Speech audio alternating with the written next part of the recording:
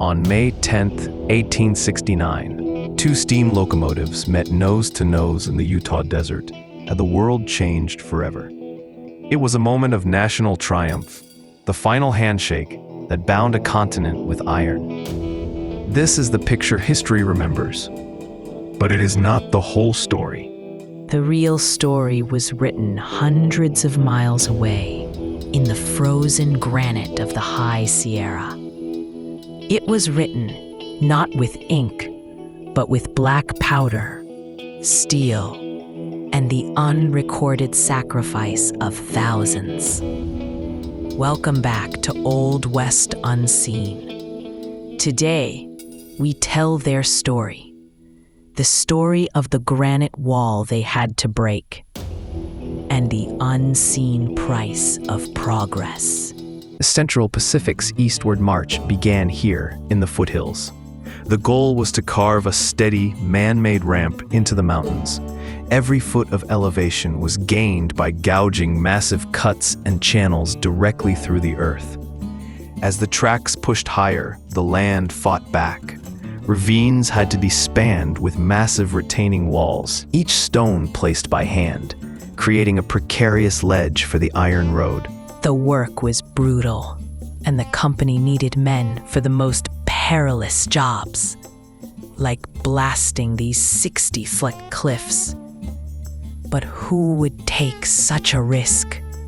It fell to an army of outsiders.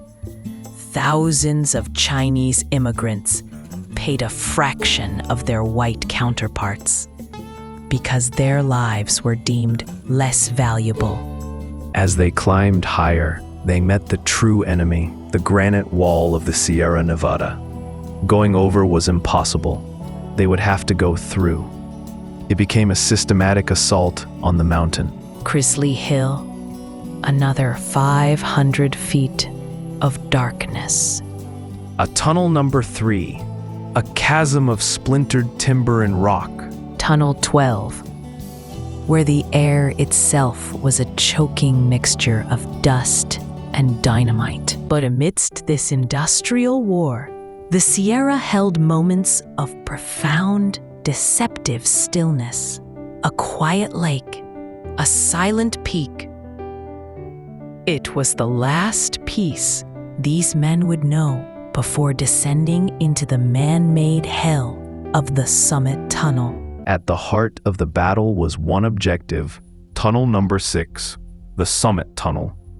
For 15 months, thousands of men labored here, chipping away at 1,659 feet of solid granite. The work was relentless. 3 8-hour shifts, 24 hours a day. The method was a brutal 3-man dance. One worker held and turned a steel drill bit, while the other 2 struck it in rhythm with 8-pound sledgehammers. The best day's progress ever recorded was just 27 inches. But inches were too slow for the investors back east.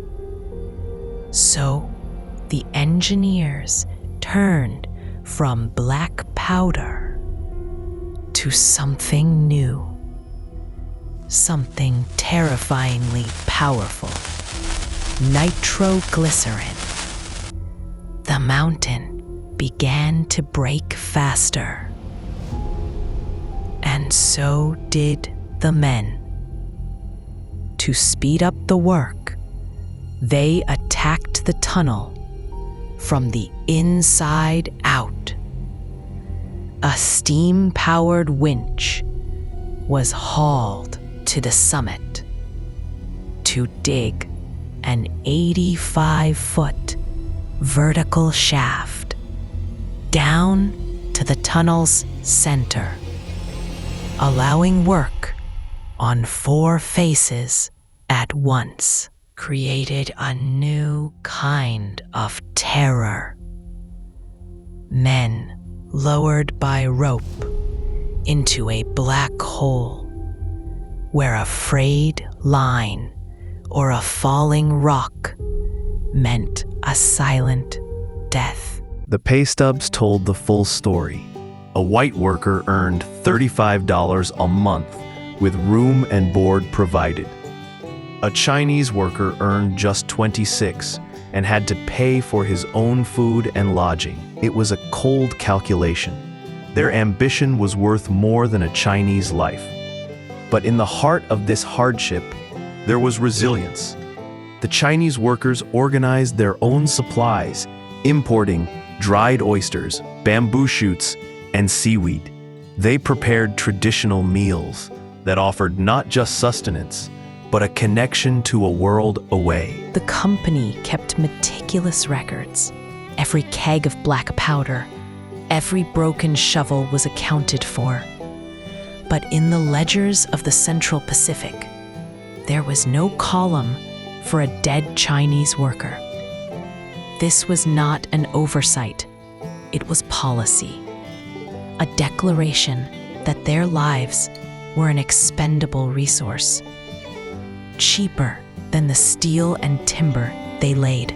If the rock wasn't enough, there was the winter.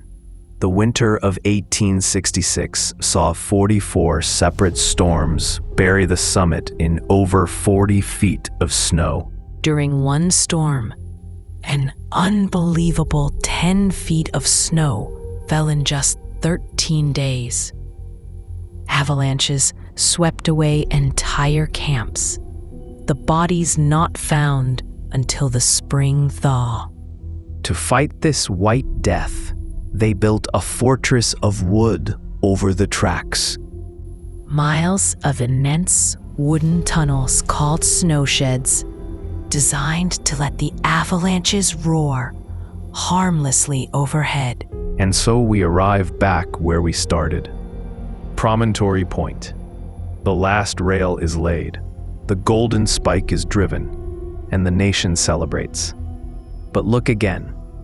The men who made up 90% of this workforce, the men who drilled the tunnels and survived the avalanches, they are ghosts, almost entirely absent from their own victory. Their story is just one of thousands left in the shadows.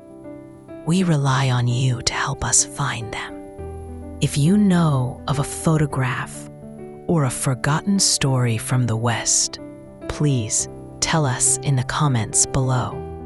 So back there, they conquered a granite wall, only to be erased.